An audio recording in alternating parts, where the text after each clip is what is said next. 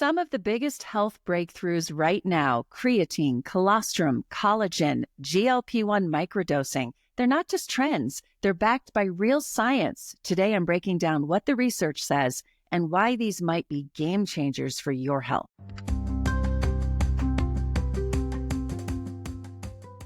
Hi, everyone. Welcome to the podcast. It's Natalie, and I'm thrilled that you're here today for a big episode. It's just me today, and I'm looking into recent big health breakthroughs. These are game changers for your overall health and well-being. With so much misinformation out there, it's crucial to separate scientific fact from marketing hype, social media, and all of that when it comes to certain products. Today, specifically, it's creatine, colostrum, collagen, and peptides.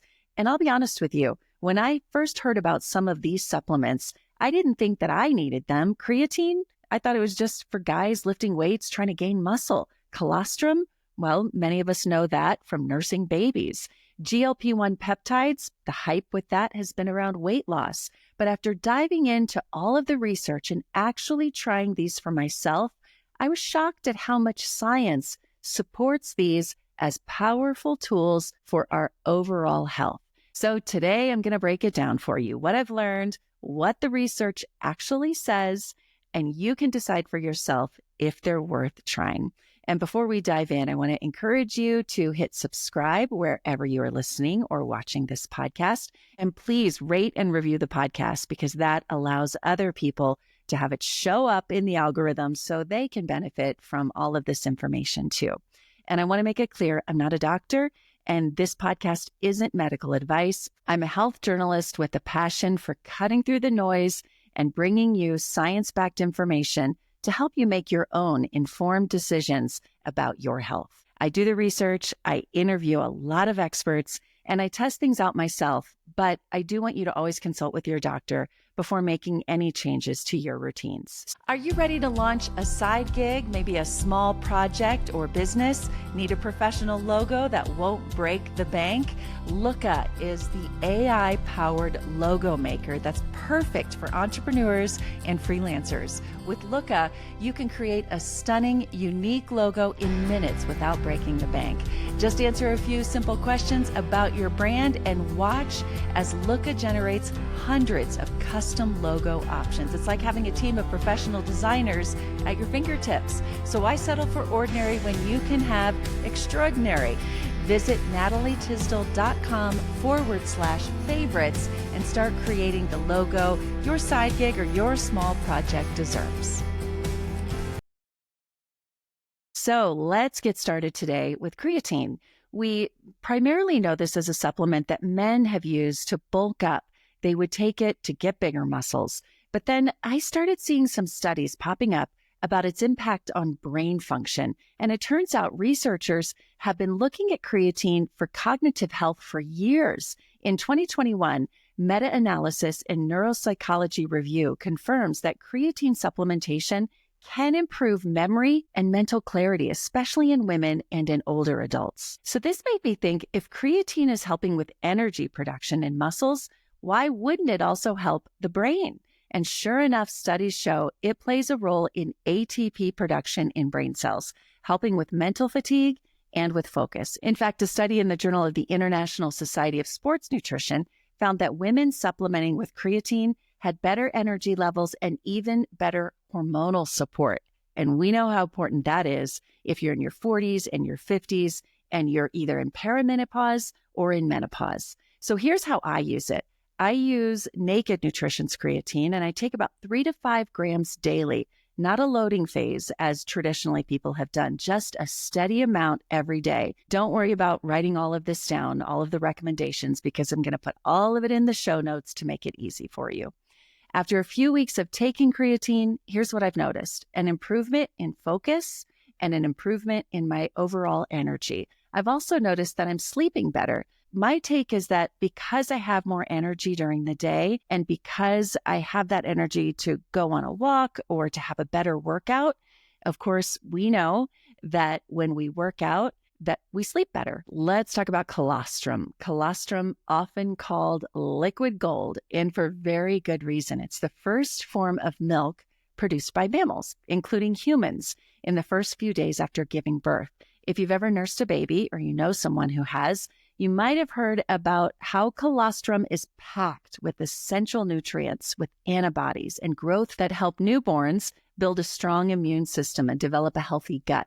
But here's what's fascinating. Research shows that colostrum's benefits are not just for babies. In supplement form, bovine colostrum, which comes from cows, has been found to support gut health, boost immunity, and even aid in muscle recovery for adults. It contains immunoglobulins, lactoferrin, and other bioactive compounds that help strengthen the gut lining, making it an exciting tool for people dealing with digestive issues, inflammation, or frequent illness. When I started dealing with some gut issues last year, bloating, irritation, just constant stomach aches, I started looking into this. The research on colostrum is fascinating. A 2020 study published in Frontiers in Immunology found that colostrum helps repair the gut lining overall, and it reduces inflammation, which is huge if you deal with any type of digestive issue. And get this, it's not just for gut health. There's also research on colostrum boosting your immunity. A study in the British Journal of Sports Medicine found that athletes who supplemented with colostrum had fewer respiratory infections than those who didn't. That's because colostrum contains natural antibodies and growth factors that support the immune system. So here's how I'm using it. I'm taking Armra powdered colostrum. You can take it straight and just swallow the powder, which many people do, but I find that weird. I usually mix 2 of the small scoops into a glass of water, just a little shot of water, or like today, I add it to a mineral water or fizzy drink, and I think it tastes good. It has a little bit of flavor to it, but it's nothing that tastes bad. You can also add it to other things like coffee or a smoothie. And I've noticed less bloating, better digestion since I've started taking it.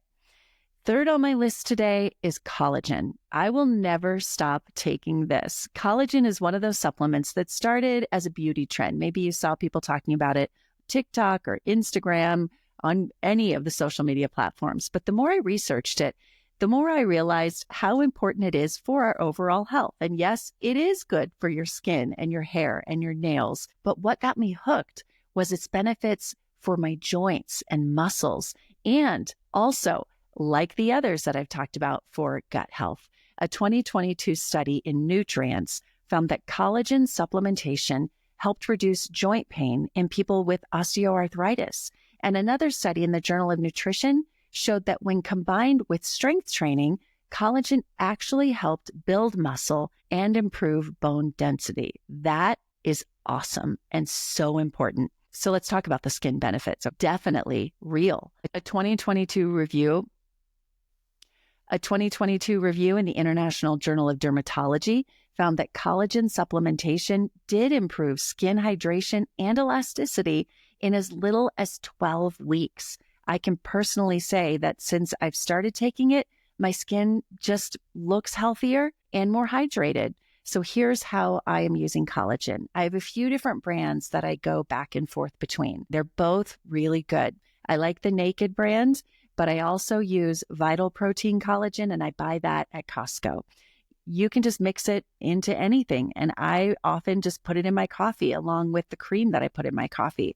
But I've also found it really easy to mix into anything that is baked. I put it in my scrambled eggs, which I know that sounds weird, but you don't even know it's there. You can put it in muffins or anything else that you're baking. And by the way, I've done the research on this. It does not lose its potency when heated to normal baking and cooking temperatures. It dissolves easily, and I like knowing that I'm doing something good for my joints, my muscles, my skin all at once.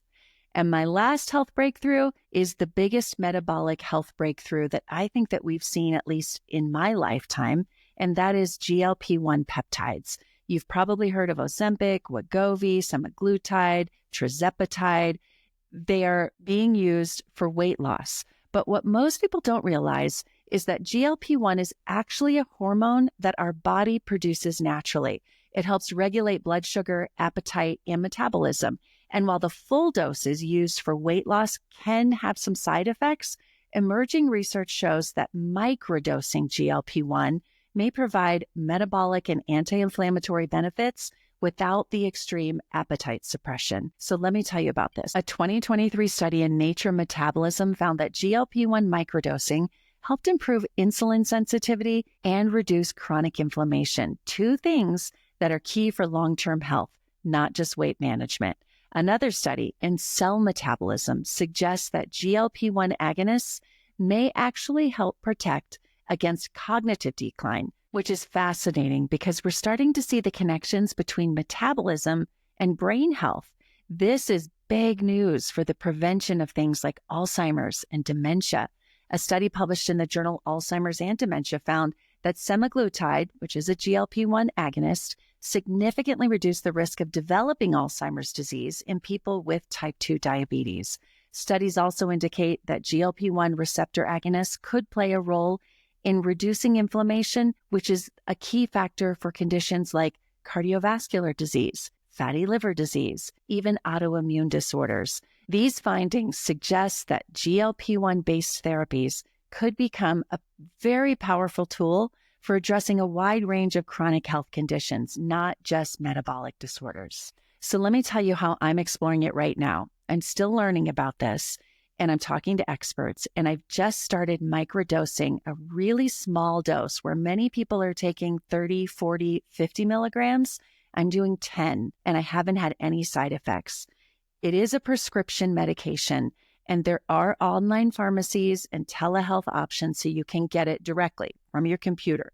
Almost all doctors' offices, though, are able to get this for patients, and they're doing it pretty regularly.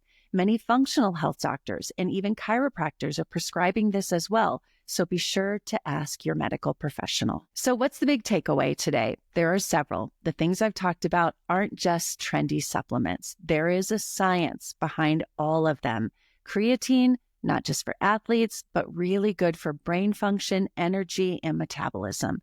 Colostrum, a powerful tool for gut health and immunity. Collagen, go-to for joints, skin, muscle support, and you'll get other benefits for your hair even. GLP-1 microdosing, an exciting new tool for metabolic and cognitive health. If any of these sparked your interest, I encourage you to look into the research yourself. I'm going to link the studies that I mentioned in the show notes, along with the brands that I personally use and trust. And if you've tried any of these, I'd love to hear your experience. Send me a DM, send me an email. And if you found this episode helpful, share it with a friend who is curious about optimizing their health or someone who maybe needs the help. Maybe they have digestive issues or some brain health issues or just that brain fog. And I believe when combined, they add up to more energy and better overall health. I also want to mention a resource that I've had many people ask me about lately because I talked about it in a previous episode.